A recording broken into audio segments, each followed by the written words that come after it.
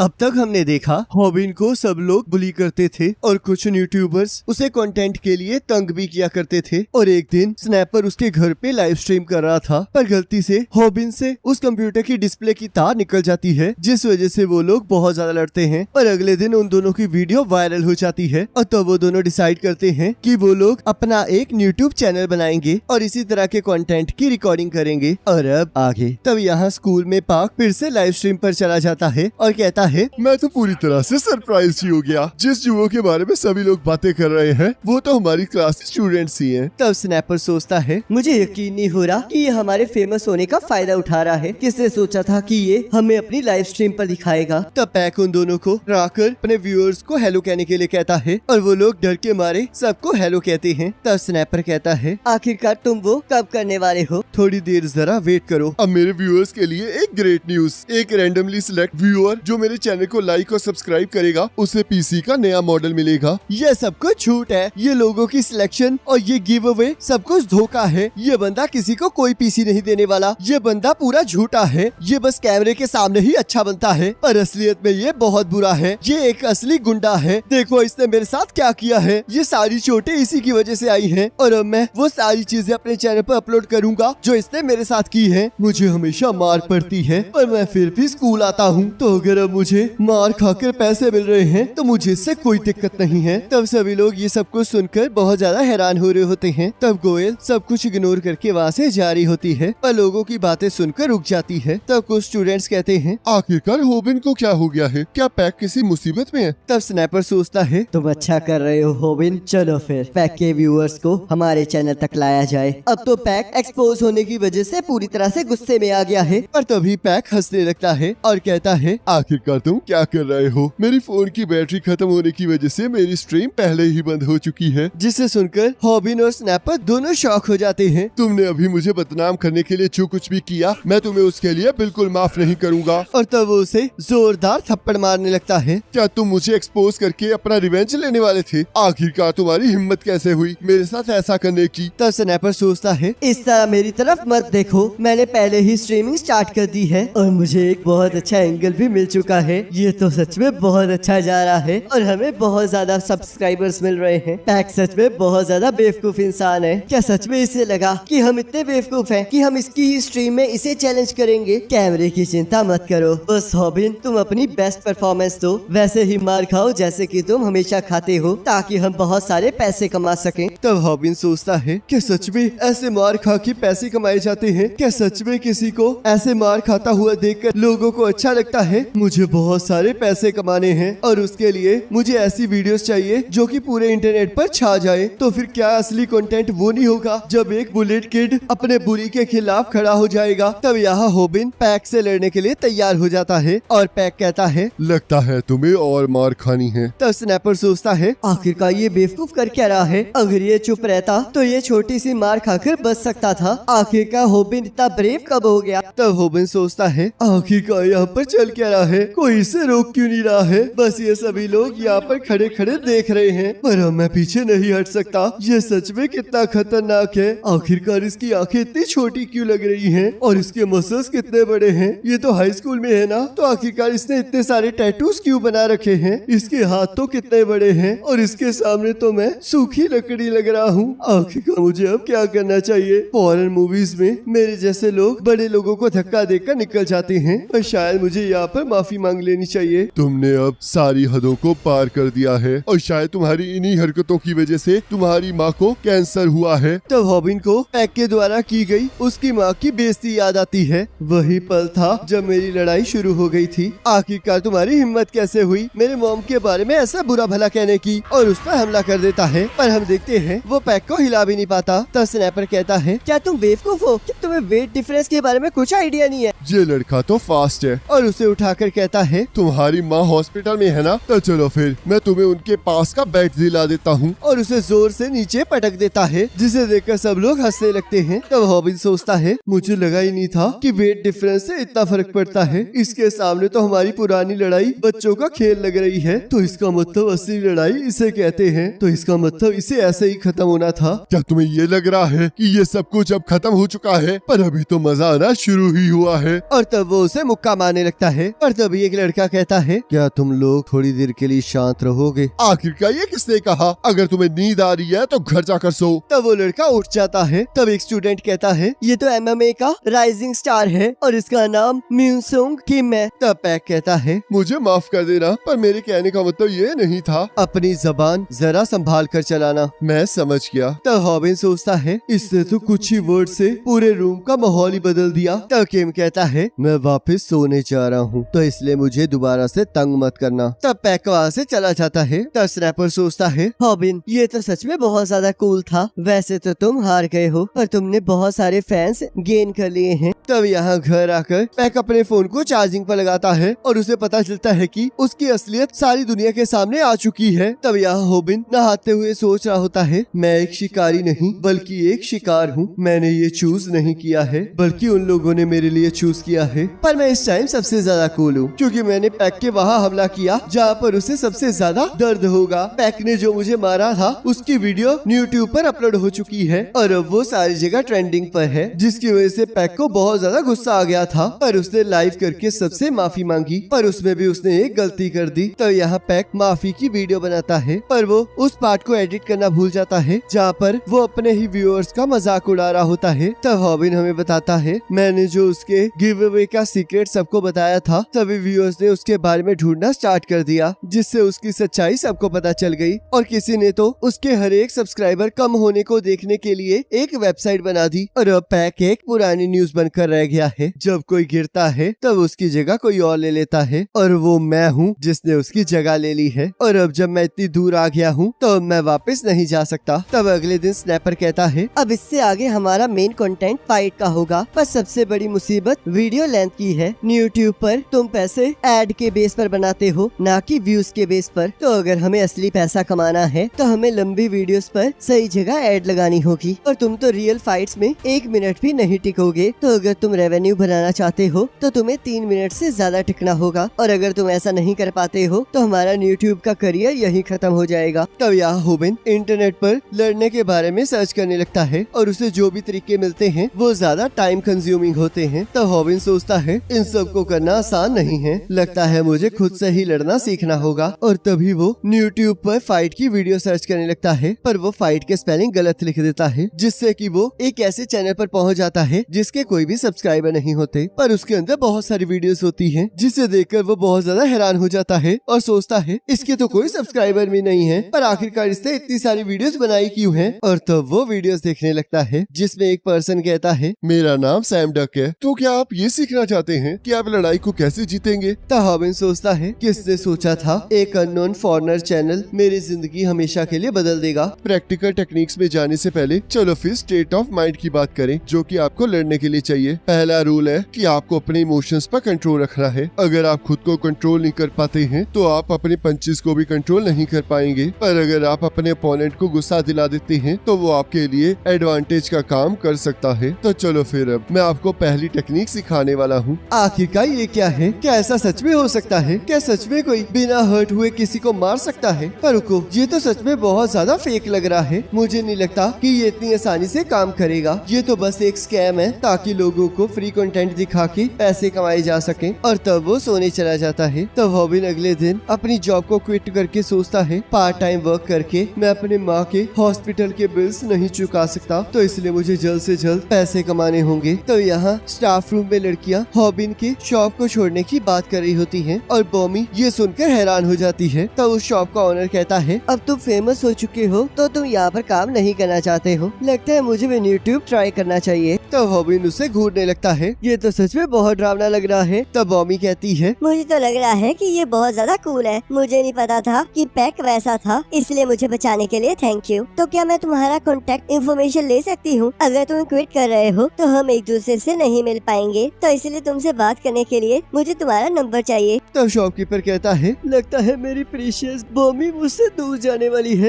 तब यहाँ हॉबिन स्कूल वापस आ जाता है और बॉमी के साथ बात करते हुए बहुत ज्यादा खुश हो रहा होता है। तब स्नैपर कहता है, आखिरकार अब तुम किस बात पर खुश हो रहे हो? मैं तो कंटेंट ढूंढ रहा था। तुम तो बहुत बड़े झूठे हो। तो बताओ, तुम्हें यूट्यूब पर 100 के सब्सक्राइबर होने पर कैसा लग रहा है? तुम यहाँ पर अकेले ऐसे रेगुलर बंदे हो जिसने 2 ही वीडियोस में 100 के सब्सक्राइबर्स पूरे कर दिए हैं। ये चीज तो एक एवरेज सेलिब्रिटी के लिए भी करना करना बहुत ज्यादा मुश्किल है। तो क्या तुमने सोचा कि तुम 3 मिनट तक कैसे लड़ाई करोगे? मैं अभी इस लड़ाई के कंटेंट के बारे में सोच रहा हूँ कि इसे करना भी चाहिए या नहीं। क्या तुम पागल हो? हमें इस अपॉर्चुनिटी को ऐसे वेस्ट नहीं करना चाहिए। क्या तुम्हें अभी तक महसूस नहीं हो रहा है कि तुम फेमस हो गए हो? अभी तक फेमस होने से कुछ भी अच्छा नहीं हुआ है। पर तभी रूमी हॉबिन को उसके साथ लाइव स्ट्रीम पर आने के लिए कहती है, जिसे सुनकर वो दोनों ही हैरान हो जाते हैं। तब स्नैपर कहता है, पर आखिरकार तुम ये क्यों करना चाहती हो? तुम तो हमेशा पैक के साथ टीम बनाती थी ना। मेरे व्यूअर्स कह रहे हैं कि मैं हॉबिन के साथ स्ट्रीम करूं, तो क्या हम प्लीज एक बार ऐसा कर सकते हैं? मैं वादा करती हूं कि मैं पैक से दोबारा नहीं मिलूंगी, और वैसे भी मुझे वो कभी पसंद नहीं था। तो हॉबिन ये सुनकर बहुत ज्यादा खुश हो रहा होता है और कहता है, स्नैपर आखिरकार अब हमें क्या करना चाहिए? रूमी तुम अपनी दोस्त को भी साथ ला सकती हो, जिससे कि हम डबल डेट पर चलेंगे। तभी वहाँ पर पैक आ जाता है और कहता है, इतना भी ज्यादा एटीट्यूड मत दिखाओ। हॉबिन तुम्हारी हिम्मत कैसे हुई? तुमने मेरा यूट्यूब चैनल पूरी तरह से बर्बाद कर दिया। चलो अब लड़ते हैं। और तभी हॉबिन को सैम डेक की बात याद आने लगती है और यहाँ पैक गुस्से में हॉबिन को छू नहीं पा रहा होता। तो हॉबिन सोचता है, आखिरकार यहाँ हो क्या रहा है? जो भी सैम डेक ने कहा था वो सब कुछ तो सच हो गया है। तो अब अगर मुझे इसके मुक्के से बचना है तो मुझे वो चीज ट्राई करनी चाहिए।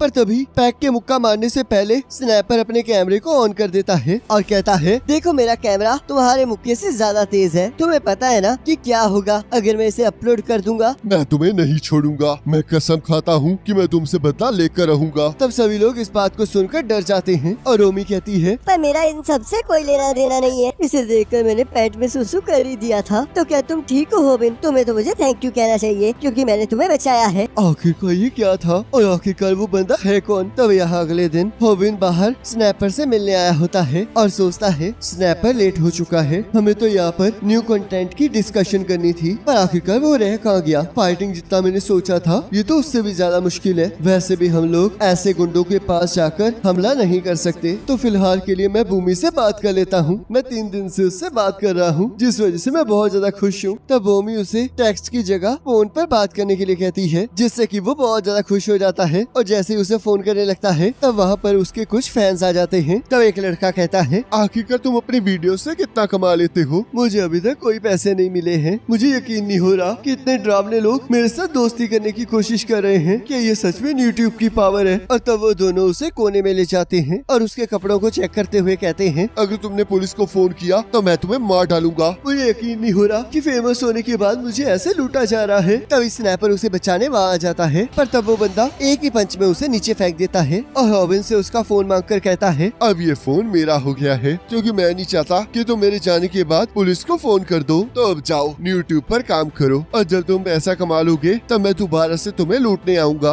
प्लीज मेरा फोन वापस दे दो। उसके अंदर कुछ ऐसा है जिसके लिए मैं मर भी सकता हूँ। मेरी जगह इसका फोन ले जाओ। इसका फोन तो लेटेस्ट मॉडल का भी है। तुम्हें पता है ना, मैं सुन रहा हूँ। आखिरकार अब हम क्या करें? हमें पुलिस को फोन करना होगा ताकि हम मेरे फोन को वापस ले सके। आखिरकार तुम ये क्या कह रहे हो? क्या तुम देख नहीं सकते कि सारे फैंस तुम्हें चीयर कर रहे हैं? मैं तो तब से लाइव हूँ जब से वो लोग तुम्हें यहाँ लाए थे और अब तुम्हारे सारे फॉलोअर्स तुम्हें लड़ता हुआ देखना चाहते हैं और ये पैसे कमाने का अच्छा मौका है। क्या तुम्हें नहीं लगता कि अगर तुम उनके पीछे जाओगे तो तुम बहुत सारे व्यूज गेन कर सकते हो? तुम यही चाहते हो ना कि मैं दोबारा से मार खाऊं? अब ये स्टार्ट हो गया है। वायरल हिट लाइव स्ट्रीम अब स्टार्ट होती है। सभी लोग मेरी वीडियो को देखने के लिए उत्सुक हो रहे हैं और इसी के साथ एपिसोड खत्म हो जाता है।